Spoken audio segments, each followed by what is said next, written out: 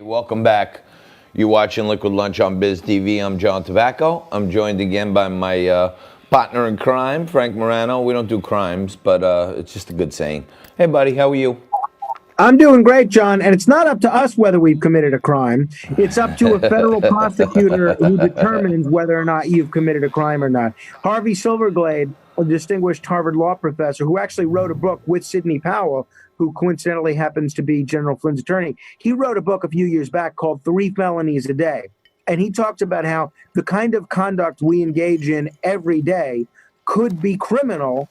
It's all just subject to whether or not a prosecutor wants to prosecute you for it. Right, and we had, what was that other guy we had on the show? He wrote the book, How to Become a Federal Prisoner. Remember? Right. His name escapes me. He was very, very good. Right. We have to get him back. Yeah, and Frankie, I just, speaking of books, I just got in the mail yesterday a book from AM 970, The Answer. And the book was... by the way, that gentleman's name was Mike Chase, How to Be a Federal Criminal, a fine book. Mike Chase. But I got this book, Stop Worrying, Start Praying. Did you send me that book? Yeah, that's from AC Mike's brother-in-law. I know that throughout this pandemic, and even maybe a little before that, you have become a little bit more in touch with your faith, which I think is a great thing. I've been trying to do a little bit more praying. And so it just so happens that AC Mike's brother-in-law, who former state trooper for 26 years, now I think he's a pastor out in South Jersey, wrote this book, Worry Less, Pray More. I know you don't have anybody living with you at the moment. I know you do have your mom next door, and I hope you're going to do something nice for Mother's Day for her on Sunday. But, I thought if anybody can appreciate this book, it's you, especially because it's short. Yes, and you know that I'm not really good at staying focused on one thing. I noticed it was thin. But I did also notice that it was autographed to you. So did you give me your copy? I did. So maybe you'll get back to me after you finish reading it. Oh, okay. All right. Well, then that's very special of you. And thank you. The way me and you go through political lawsuits, I see a large yellow envelope in my mailbox, and I'm like, oh, man, what is this now? I don't even want to. I swear to God, it was in my mailbox for 2 days. Because I looked in the mailbox and I see this big yellow envelope, and I'm like, I'm in a good frame of mind. I'm not even opening this freaking thing. I don't blame you. Trust me, I don't blame you. Getting back to the 3 felonies a day, I'm like, oh no, what kind of legal papers are this in this envelope? And then fair enough. It turns out to be a manifestation of, helping me get better at my faith, which was amazing. When I opened it, I was like, wow. You see, that's my negativity overshining what I'm supposed to believe in, my positivity. I was mad at myself. It's a pretty interesting book. It is. Yeah. So Frank, one of the other things, and a lot of our new audience, Frank and I, we kind of like to let our audience get to know us, so we talk about personal things sometimes, not too personal. But my former high school theater teacher called me this morning with a suggestion. He wants to do a podcast, and we were talking, and Nico and Jess were here, and he started lamenting to them how I played Knicky in my high school theater play, which the kids could not believe. But it turns out that he actually is alleging that he has a video of me rolling into the Farrell gym in the 56 Chevy Bel Air. I'd love to see that. I was going to say, we may have some good fodder for you coming our way very, very soon. I'd love to see that. Do some hair comparisons from then till now. I have a feeling there's no comparison. That's got to be something.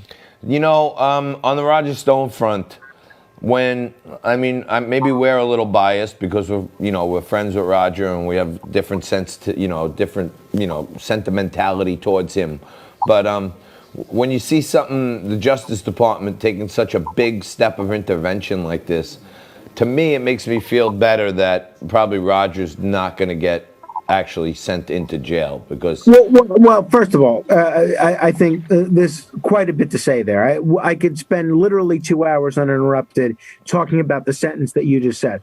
But what kind of intervention have they actually done? So when you're talking the Flynn case or the Stone case, two very different things. The one thing that's a common thread in both is it seems like both of them were targeted because of their relationship with Donald Trump. right? Yep. But in terms of intervention in the Stone case, the DOJ really did not intervene.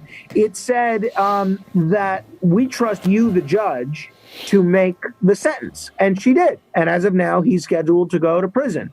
In the Flynn case, this was incredibly egregious what happened to him. I'm with you, pal. I just meant, historically, in even in Roger's case, I know you could pick it apart for 2 hours, but it was a rare occurrence that I've seen that they made a sentencing recommendation and then they come back and replace some of the prosecutors and make a lower sentencing, although they still left it up to the judge, right? That's rare for them to come in like that. When the initial prosecutors, I just want to point this out.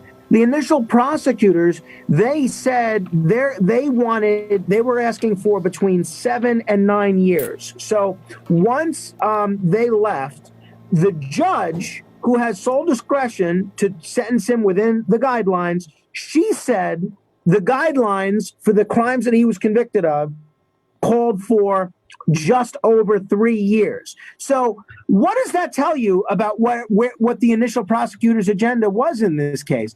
The judge, who's certainly not a fan of Stone or Trump, she said, according to the guidelines, the best we can do is a little more than 3 years.